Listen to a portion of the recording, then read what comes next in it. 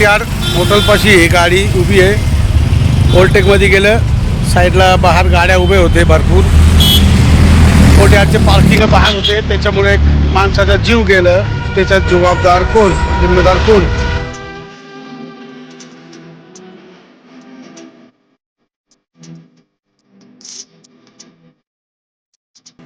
मुंबई नाका ते वडाळा नाका या मुख्य रस्त्यावर आज सकाळी भीषण अपघाताची घटना घडली आहे।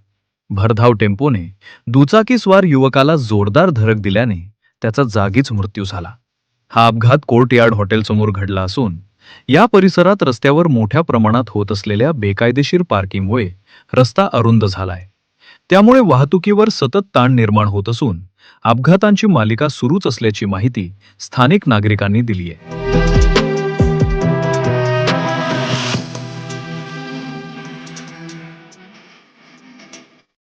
स्थानिकांचा आरोप आहे की अनेक वेळा वाहतूक पोलीस आणि महापालिकेकडे तक्रारी करूनही कोणतीही ठोस कारवाई करण्यात आलेली नाही। आज झालेला मृत्यू हा केवळ अपघात नसून प्रशासनाच्या निष्काळजीपणाचा बळी असल्याचा संताप नागरिकांनी व्यक्त केलाय। दरम्यान संबंधित हॉटेलवर तात्काळ कारवाई करून रस्त्यावरील बेकायदेशीर पार्किंग हटवावी, तसेच परिसरात अतिक्रमण हटाव मोहीम राबवावी, अशी जोरदार मागणी नागरिकांकडून करण्यात येते।